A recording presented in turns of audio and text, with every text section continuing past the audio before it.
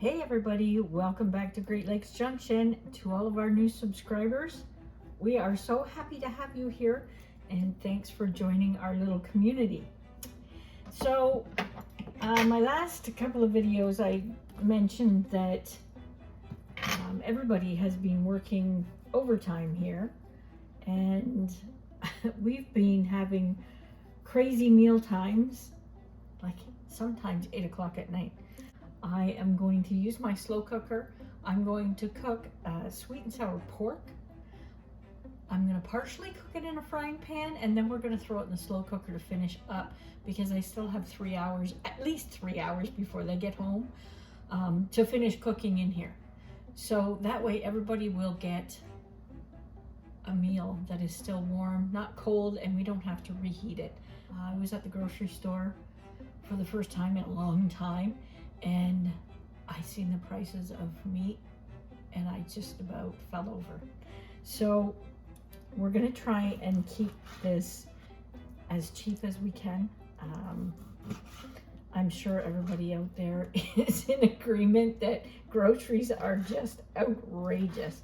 So we're gonna come up with some recipes that a little more budget friendly and that we can all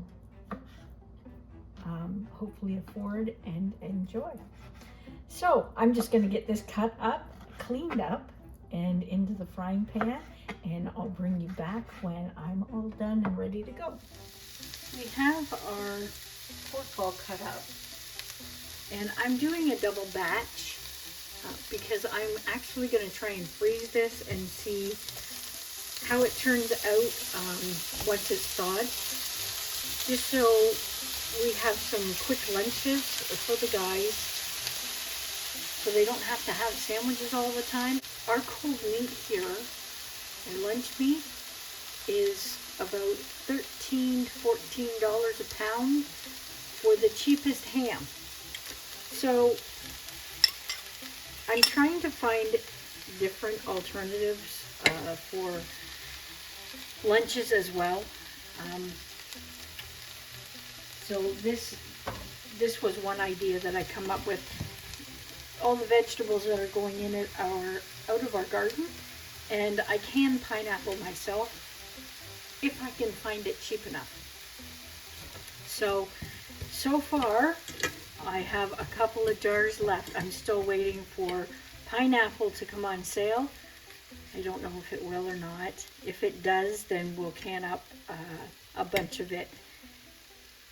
And so we have it on hand for something like this. But definitely need to find alternatives. And lunch meat isn't all that great and healthy for you, but it's good in a pinch. So if you have any ideas for lunches, leave them in the comments below for me. I would appreciate the help. So I'm just going to brown this off quick and get it going. I'm not going to cook it totally. And I've turned my crock pot on high, so it's starting to warm up.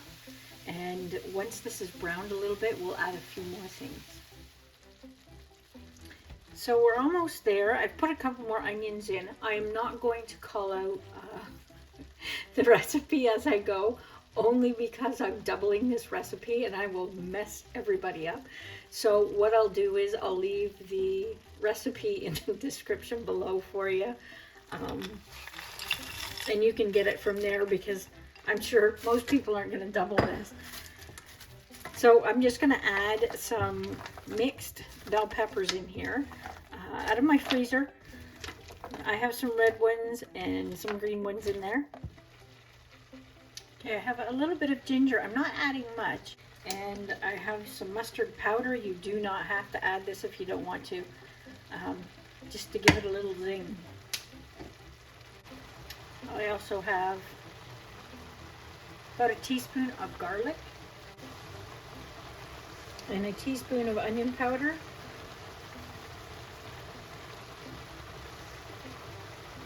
And again, I'll put all these measurements in the description below in the recipe. Pineapple that I've canned myself. You do not have to put chunks in here. You can put crushed pineapple. If you can your own, you can whiz it up in a food processor as well, and get that broken up a bit. I don't mind it in big chunks like that. We have apple cider vinegar. We have a bit of soy sauce, and I use low sodium soy sauce. And we have some ketchup.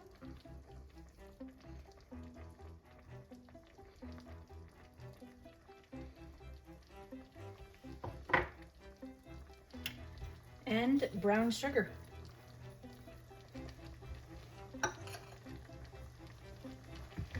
We're just going to mix this all together and get that sauce combined.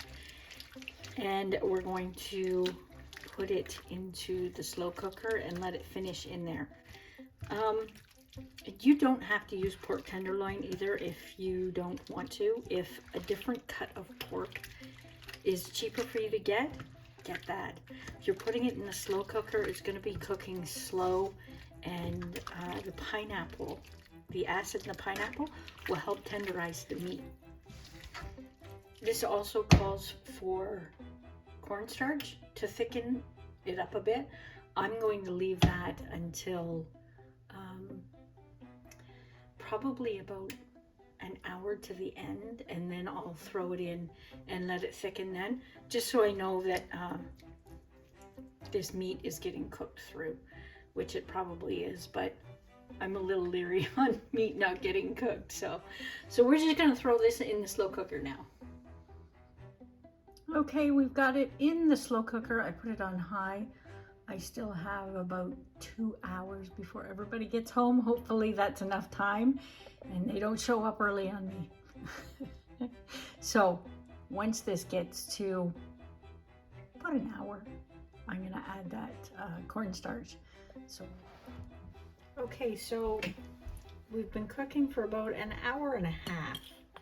So I'm just going to throw in a couple of tablespoons of cornstarch and a couple of tablespoons of water and mix that together.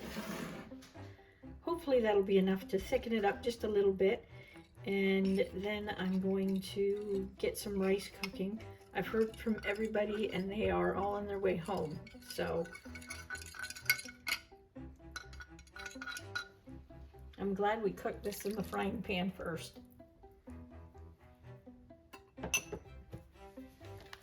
Hopefully that's enough. If not, I'll come back and give it another tablespoon and make sure it just thickens up just that little bit. Oh, I can see it's already starting to thicken. So we're just going to throw the lid back on that and let it heat back up. Okay.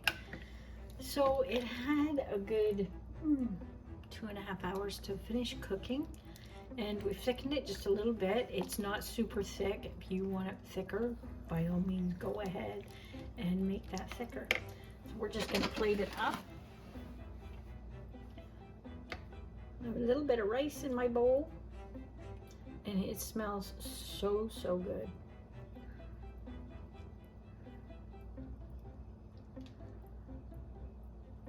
I like it saucy. My husband likes it saucy. He's not a big rice fan, so the more sauce we make with it, the better off it is. And there we go.